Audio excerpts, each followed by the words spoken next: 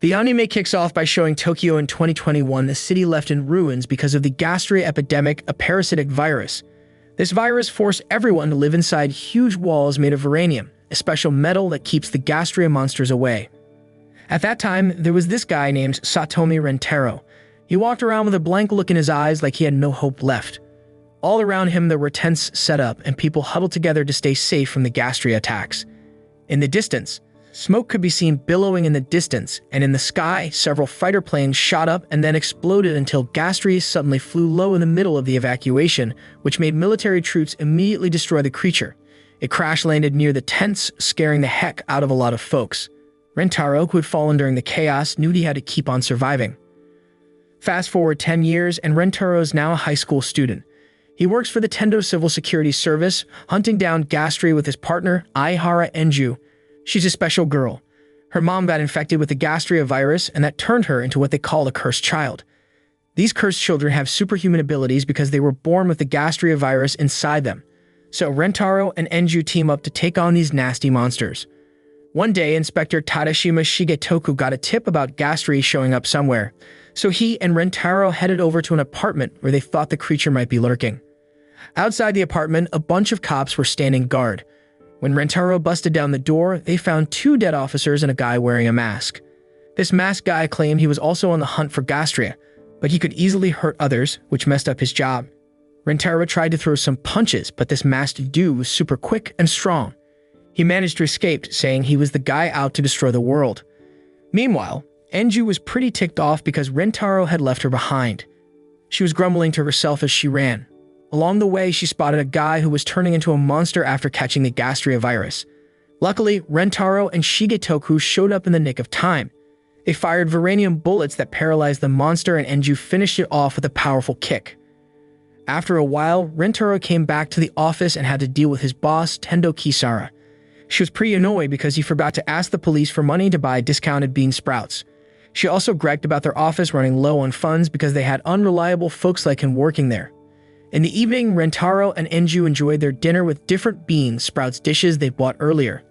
The next morning, he hopped on his bike to head to school and even took the time to walk with Enju to her school, which was in a different place.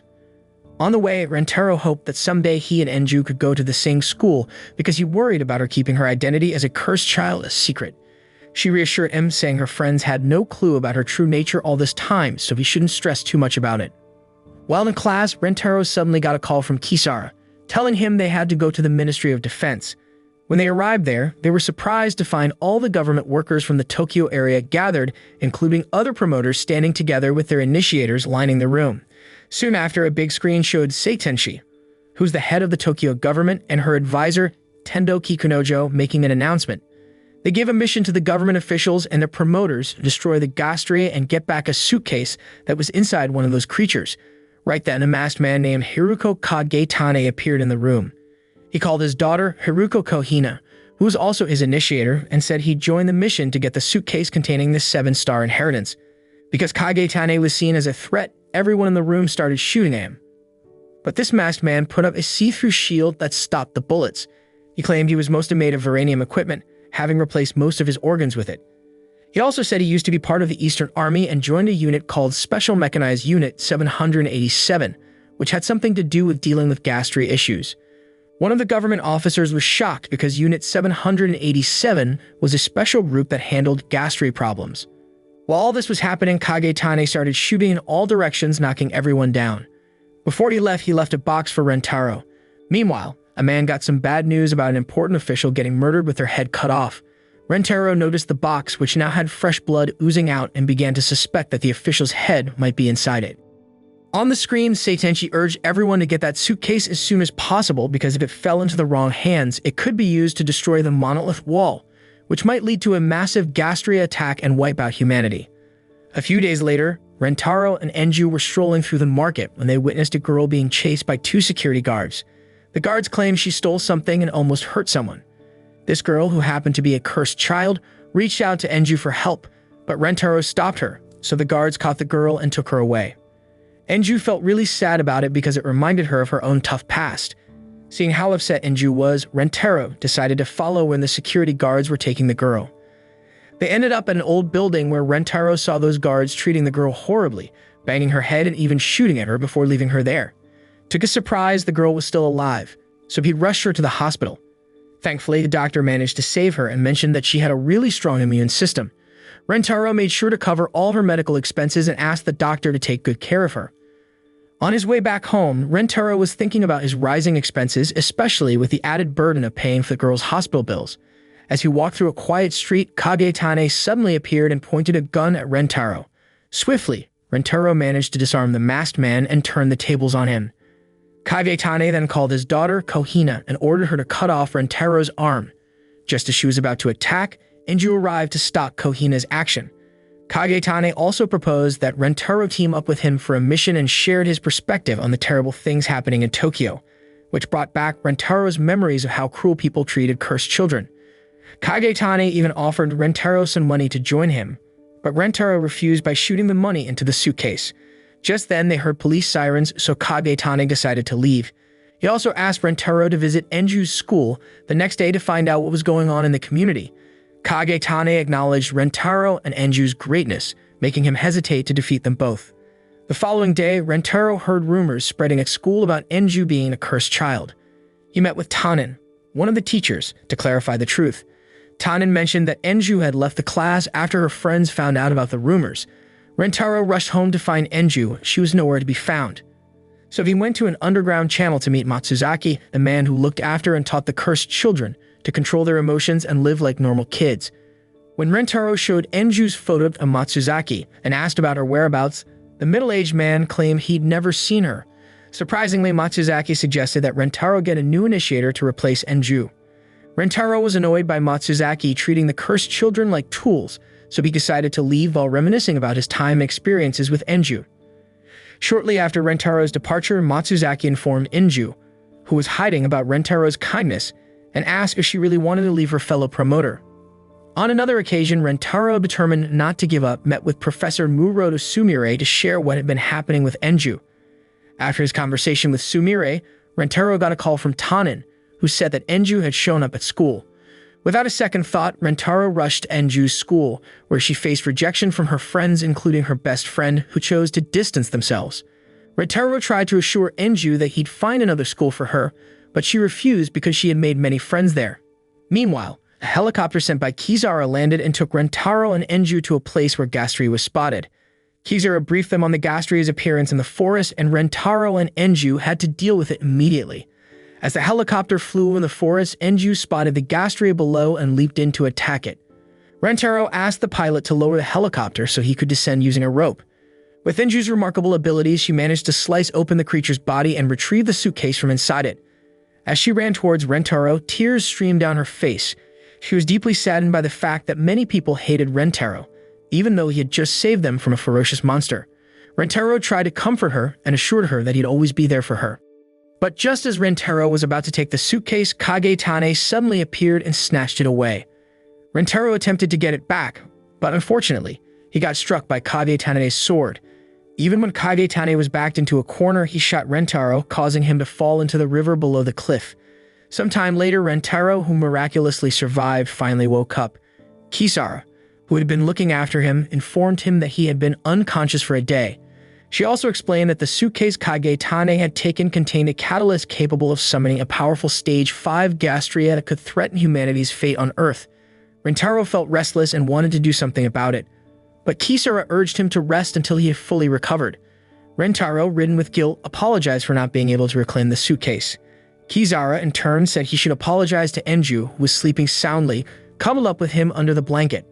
When Rentaro saw the little girl, he apologized to her for causing her worry. Not too long after, Kizaru got a call from Seitenshi, asking her to join an operation to track down Kagetane. After Rentaro's condition improved, Sumire came to his treatment room and gave him a bag containing weapons and experimental AGV medicine because he was about to embark on a joint mission. Outside the hospital, Enju seemed to be waiting for him, and they both left by plane along with the other promoters. When they arrived in a forest, all the promoters and initiators split up to search for Kagetane. While searching, Rentaro and Enju saw a cloud of smoke on a hill and figured a promoter was using explosives to attack the Gastry. Just then, a Gastry showed up, so they ran and jumped into a ravine. In the ravine, they found a building where Senju Kaio, an initiator who had parted ways with her promoter Ikuba Shogun, was living. After convincing her that they were not bad people, Rentaro helped Kaio treat a wound on her arm. Shortly after, a communication device rang and Kaio answered it. Shogun informed her that he had successfully located Kagetane. Without wasting any time, the three of them headed towards Shogun's location. Sadly, on their journey, they got surrounded by dozens of Gastria. Kaio asked Rentaro and Enju to continue and help Shogun, while she decided to face the vicious monsters alone. After walking for quite a while, Rentaro and Enju arrived at a gruesome scene filled with the remains of defeated promoters. They even found Shogun, who had a massive sword stuck in his back. Meanwhile, on the roof of a nearby church, Kagetane and Kohina appeared, ready to challenge Rentaro. At the same time, Seitenshi and other higher-ups were keeping an eye on the promoters in the field, including Rentaro. Seitenshi called Kisara to inquire about Rentaro's abilities as he was going up against Kagetane. Kisara expressed confidence that Rentaro would come out victorious. She shared a story about how Rentaro once saved her from a Gastria attack that had taken her parents' lives. In this heroic tale, Rentaro was willing to sacrifice his right arm, leg, and even his left eye to protect her. Following that incident, Rentaro was quickly rushed to Unit 22 for surgery. One of the high-ranking officials who knew about the unit was surprised upon hearing this story. Switching to Rentaro, who was in a heated battle with Kagetane, he managed to break through Kagetane's shield and land a hit on the masked man. He proudly revealed his arms, legs, and eyes made of Varadium metal, stating that he was also a former member of the Army's 787 Mech Special Unit. Kagetane laughed upon realizing they shared this background and he promptly fired shots at Rentaro. Rentaro climbed up to the building's roof, where Kagetane once again proposed that Rentaro join him as an ally. However, Rentaro firmly refused and continued his assault on Kagetane until he eventually lost consciousness. Enju witnessed this and attempted to assist her promoter by attacking Kagetane, who had intentions to shoot her. Rentaro rushed in to save Enju even though he had to endure a severe blow from the masked man, which left him gravely injured and collapsed. At that moment, Rentaro retrieved the experimental medicine Sumire had given him, recalling her words about it being made from the Gastria virus and granting humans the ability to regenerate. However, there was a 20% chance of turning into Gastria, so Sumire had advised him to use it sparingly if possible. Not wanting to give up the fight, Rentaro finally decided to use Sumire's medicine, which miraculously healed his wounds quickly. He got back on his feet and continued to battle Kagetane, until the masked man was defeated and fell into the ocean below. Seeing Kagetane drown, Kohina cried out, calling for her father. Rentaro told Enju that Kohina was no longer their enemy because she appeared helpless. Shortly after, Rentaro received a communication from Kisara, who informed him that they had secured Gastria's suitcase. She also warned that a Stage 5 Gastria had appeared, so she directed Rentaro and Enju to hurry to the heavens, an advanced weapon designed to combat high-level Gastria. Upon reaching the machine, Rentaro tried to activate it and ensure that the weapon could be operated remotely. Kisara thanked him and said she would handle the rest. However, just as Rentaro was about to fire the gun at the Gastria, Kisara informed him that the Varanium bullets were empty. This prompted Rentaro and Enju to rush to a room to reload the bullets. Unfortunately, they couldn't find any available bullets in the room, so Rentaro decided to remove his Varanium arm and use it as a bullet. They were also forced to operate the weapon directly because it couldn't be controlled remotely. After struggling, Rentaro managed to calm himself and finally aimed the weapon at the Gastria, firing a Varanium bullet that successfully destroyed the monster. After Rentaro stepped out of the Heaven's Staircase machine, he approached Kaio, who had fought valiantly against numerous Gastria despite her severe injuries. Kaio, realizing she was turning into one of those monsters, pleaded with Rentaro to end her life as a human. A few days later, Rentaro met Seitenshi, who reported that the suitcase found inside the Gastria's body contained only a broken tricycle. He also inquired about the previous information regarding a catalyst in the box, but she refused to explain, leaving him frustrated. He left Seitenshi's residence and outside he found Enju waiting for him. They contemplated Seitenshi's words and decided to strive for higher ranks as promoters and initiators. In Sunire's lab, data showed that Enju's emotional level was quite high, reaching 42.8%. They noted that if her emotional level reached 50%, she would experience physical harm. Rentaro spotted Kisara engaged in some intense independent combat training. She had clearly mastered several high-level fighting techniques, leaving him impressed. Not long after, he and Enju had been training together. During her practice, Rentaro fired bullets at Enju as she expertly dodged them, delivering a swift high kick that caught him off guard. A while later, as Kizaru and Rentaro walked home, they discussed Enju's upcoming school enrollment. Rentaro hadn't found a suitable school for her yet. Kizaru suggested enrolling Enju in a school located in an outer district, but Rentaro hesitated, concerned about the area's safety for a young girl like Enju. Kizaru then informed him that Seitenshi had recruited him to be her bodyguard. The next day, he went to see Seitenshi at her place with the intention of declining the job offered by the Tokyo head. However, after facing several of Seitenshi's bodyguards who warned him against refusing the job, he ultimately returned to her and accepted the position as her personal bodyguard. Rentaro did this because he sensed that Seitenshi was in danger, especially with her current bodyguard seemingly trying to influence her decisions. While walking home, Rentaro came across a young girl named Tina Sprout who was being bullied by some people. He intervened, showing his security badge to stop the bullies. Rentaro then sat with Tina on a park bench where she took caffeine pills to help her stay awake during the day because she was more active at night. Rentaro suggested that Tina contact the police station, but she declined, claiming to know where he lived, and she left. On her way, Tina received a call from her boss, Ayn Rand, and reported that she had successfully infiltrated the Tokyo area with a mission to assassinate Seitenshi. That night, after preparing, she set out to carry out her mission and encountered several police officers. Ayn instructed her to eliminate the police officers. Meanwhile, with Rentaro as her bodyguard, Seitenshi visited Saitake Soken, the head of the Osaka district, whom Rentaro considered dangerous. In a meeting room with Sogen, the middle-aged man expressed his desire to transport the Heaven's Ladder weapon to the moon, allowing him to easily destroy Gastri and dominate the world by threatening various countries with the weapon. Seitenshi disagreed with Sogen's proposal and left the room. On their way home, Enju, who was also in the same car as Rentaro and Seitenshi, expressed a sense of unease. Rentaro immediately became alert, and suddenly their car was targeted by a mysterious gunshot. Rentaro quickly ensured Seitenshi's safety and entrusted her to his guard, who took her to a secure location. Rentaro and Enju then investigated the attack site, but their assailants had already fled. Meanwhile, Tina reported that her mission had failed due to interference from civilians, and she wondered who had thwarted her that night. A few days later, Rentaro met Tina and brought her some takoyaki. He even fed her since she hadn't eaten the food he brought. Tina opened up, mentioning that Rentaro was the first person to treat her kindly. Shortly after, she received a call from her boss instructing her to go to a hidden location and receive a message to eliminate Kizaru. Meanwhile, Rentaro headed to school to meet Shiba Miuri, who was helping him gather information about the sniper targeting Seitenshi. During their meeting, he also sought her assistance in uncovering details about Sogen, the person who had ordered the sniper. After concluding his discussion with Miuri, Rentaro visited Sumire, who shared information about 3 mechanization soldiers like him created by Grunwald. Among them was Kaibe Tane, whom Rentaro had previously defeated. Once Sumire finished her story, Rentaro asked Enju to head home. However, Sumire requested that he leave Enju at the lab as she wanted to discuss several matters with the girl. On another front, Tina was in communication with Ain, who was providing her with information about Kizaru and Enju. Unfortunately, just as Ain was about to reveal Enju's promoter, Tina's cell phone slipped, disconnecting her call with Ain. Without wasting much time, Tina hurried to the civil security office and found Kizaru at her desk, launching an immediate attack on her target. Kizaru found herself cornered and called out Rentaro's name for help. Rentaro rushed to her aid, but he halted his attacks upon realizing that Tina was actually targeting Kizaru. In her agility, Tina managed to escape from the scene. A short while later, Rentaro and Enju returned to accompany Seitenshi, who was preparing to meet Sogen once again.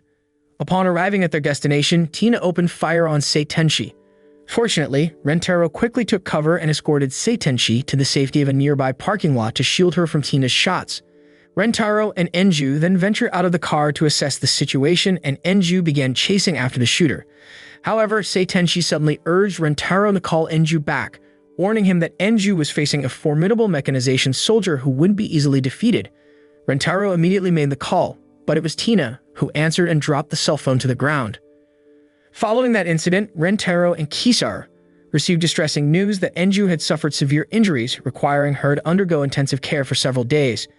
During this time, Kizaru also informed Rentaro about the upcoming third meeting between Seitenshi and Sogen, which was scheduled for the following night. Rentaro had to prepare for his role as an escort once again. Shortly after hearing this news, Rentaro's exhausted body gave in and he collapsed into Kizaru's arms. Upon waking up and leaving the hospital, Rentaro couldn't help but think about Enju and the actions Tina had taken. It was during this moment that one of Seitenshi's bodyguards named Yasuaki Takudo approached Rentaro, taunting him that he would no longer serve as a bodyguard after losing his initiator. Annoyed by the comment, Rentaro grabbed Takudo by the collar and asserted that he would continue his duty to protect Seitenshi. Meanwhile, Tina received another call from her boss, who briefed her on the plans of Seitenshi's bodyguards to protect the leaders of the Tokyo area. During the call, Ain expressed frustration that Tina hadn't eliminated the police and civilians who had tried to interfere with her mission. However, Tina attempted to deceive her boss by falsely claiming that she had taken care of them all. Before hanging up, Ain ominously hinted that Tina might have to resort to extreme measures if she couldn't complete her mission. After the call ended, Tina exited the building and detonated it, hoping that Rentaro would not confront her again. Her hopes were dashed when he suddenly appeared and challenged her to continue their fight. The two engaged in combat, with Rentaro initially struggling against Tina's attacks. However, he managed to find a concealed spot that escaped the notice of Shenfield, a surveillance camera capable of tracking his movements. After destroying one Shenfield, Rentaro received a call from Miuri, who informed him about the remote control module weapon being used by Tina. After ending the call, Rentaro tried to move once more. Unfortunately, several Shenfields reappeared and launched an attack on him, forcing him to find a hiding spot. Just then, Miuri sent information about the location of the remote control weapon, which was now on the school building's roof. Without hesitation, Rentaro hurried to the designated spot where he successfully incapacitated the two Shenfields on guard using his sharpshooting skills, disabling the floating surveillance cameras. Spotting Tina in a room, Rentaro immediately gave chase, but she eluded his view within the room's confines. Meanwhile, Miuri reminded him to stay vigilant. Suddenly, Tina reemerged and launched an assault on him, ultimately rendering him unconscious. In that moment, Rentaro attempted to grasp the girl's suffering. Simultaneously, a blinding light radiated from him, which he used to subdue Tina, causing her to fall to a lower floor. Desperate and asking him to end her life, Rentaro refused, but his standoff with Tina was interrupted by Takudo and other guards who sought to eliminate the girl. Fortunately, Seitenshi arrived, granting Rentaro a level increase as recognition for capturing the assailant who had shot him. With his elevated status, Rentaro now outranked Takudo and the others, and he ordered them to release Tina. A week later, Rentaro got news that Sogen had returned to Osaka, making it difficult for him to gather evidence linking the middle-aged man to Ain, Tina's boss. Meanwhile, Tina was held captive at the Holy Seitenshi Palace, and Rentaro was contemplating ways to reduce her sentence. When he arrived at the office, he was surprised to find Tina working there, having become friends with Inju and Kisara. One night, a troop was taken aback by a gas ray attack that resulted in the explosion of a military facility. In the morning, Seitenshi visited District 39, where Rentaro and Kisara had set up an improvised elementary school to educate the cursed children under Matsuzaki's care. After greeting all the children, Seitenshi met with Rentaro and Kisara to discuss the gas ray Stage 4 attack, which had caused significant damage to the new monolith they were constructing. This posed a significant threat as it made it easier for gas ray to target the Tokyo area. To counter this threat, Seitenshi planned to form an adjuvant, a group of civilian officers collaborating with the Japanese Air Force. She asked Rentaro to lead this group and assist the government in addressing the gas ray threat during the construction of the new monolith wall. When Rentaro got home, he found Inju and Tina staying with him. They all enjoyed a delicious pizza that Tina had made and then took a break. Since Rentaro and Tina couldn't sleep, they had a chat while gazing at the beautiful night view from the window. Rentaro shared about the gas ray attack that could destroy the monolith, and Tina offered to help him with this issue. The next morning, news of the death of the activist leader who opposed the cursed children spread in the media, leading many to speculate that the cursed children were responsible for the killing. Meanwhile, Rentaro invited Tina on a trip and also recruited people to form an adjuvant team. On their way, they encountered cursed children singing with beautiful voices. Rentaro noticed a peculiar girl among them, with her eyes covered by a cloth and her blindfold. This was unusual because cursed children weren't supposed to get sick.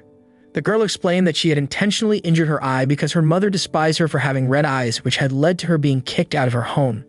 Rentaro realized that the area wasn't safe, especially with the public's reaction to the activist's death, so he urged the girl to find a safer place. Shortly after, Rentaro and Tina continued their journey until they reached the home of Katagiri Tamaki, a fellow promoter. It appeared that they weren't very welcome by Tamaki's younger sister and initiator, Katagiri Yuzuki. Fortunately, Tamaki allowed them to enter, and Rentaro explained that he wanted Tamaki to join their adjuvant group. When Tamaki refused, they decided to settle it with a fight. After an exchange of blows, Rentaro, with his abilities, managed to defeat Tamaki.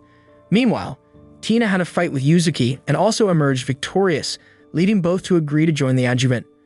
The following day, Rentaro invited Tina to meet Sumire to discuss the Gastria attack. Tina had initially resigned from the Civil Security Service to avoid putting Rentaro and the others in danger. However, Rentaro convinced her to regain her enthusiasm for protecting everyone. While Tina slept, Sumire suggested that Rentaro not get too involved with the cursed children because they were different.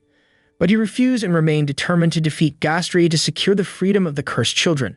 Sumire also shared the latest news about the monolith wall, which had turned white and been destroyed.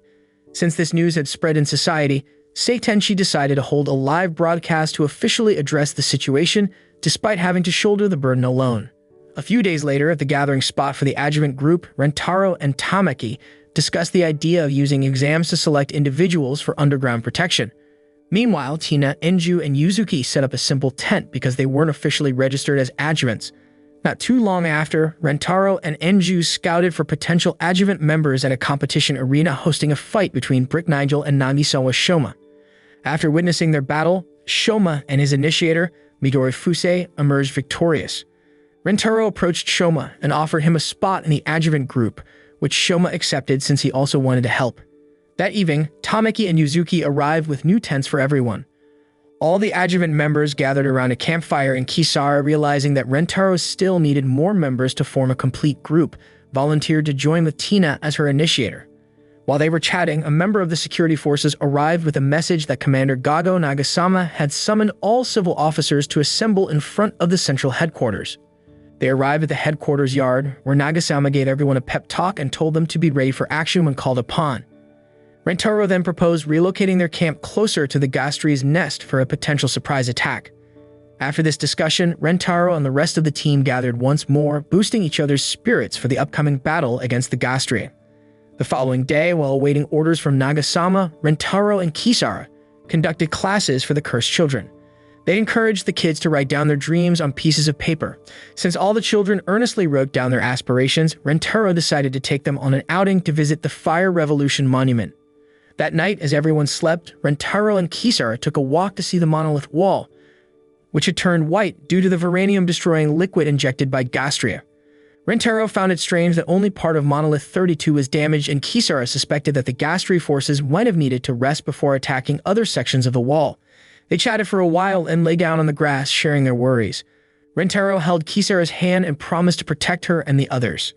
The following day, Rentaro headed to the underground protection area. On his way, he came across the blind girl he'd met before, who was being harassed by a group of people. He stepped in to help, showing them his civil officer badge, and the bullies quickly dispersed. The blind girl seemed to recognize Rentaro by his voice and touch. She apologized for the trouble, and he urged her to go home immediately. When Rentaro returned to the camp, he found Tina, Enju, and Kisara together. Kisara seemed upset because the kids weren't as eager to study with her as usual. Shortly after, Tamaki arrived with an envelope containing information about Monolith 32. Strangely, Kisara tossed the paper into the bonfire before leaving. Rentaro managed to salvage the remaining paper, and it revealed that Tendo Kazumitsu was responsible for building Monolith 32. On another day, Rentaro and Enju went to the Cursed Children's School. Enju was excited to meet her friends, but was shocked to find that the school area was guarded by the police due to an earlier explosion. There were bloodstains around, and Rentaro rushed to a spot where Matsuzaki sat silently. Rentaro checked a room and discovered several cursed children who had been victims of the explosion. Enju, not understanding what was happening, asked Rentaro to enter the room, where she eventually screamed in anguish upon seeing her friends' lifeless bodies. Feeling sad, Rentaro sat on the rooftop of the building and watched as the papers containing the dreams of the cursed children flew away in the wind. Kisara later got in touch with him and informed him about the situation at the camp, where a bomb had been discovered. Rentaro suspected that it was the work of those who didn't like cursed children. Kisara tried to calm him down and advise him not to let his emotions get the best of him. While still on the rooftop, Rentaro noticed that Monolith 32 was being destroyed even faster than expected. He hurried to find Enju and urged her to leave quickly. As they approached the camp, Rentaro and the others witnessed a battle between the military and Gastria, resulting in a powerful explosion. Rentaro decided that they should move independently due to the increasingly chaotic situation. They managed to defeat several Gastria and then returned to the camp, only to find that a horde of Gastria had slaughtered the civil officers. Faced with overwhelming numbers of Gastria, Rentaro instructed his colleagues to head to the underground protection area immediately. At that location, Enju and Kizara joined forces to help the injured people.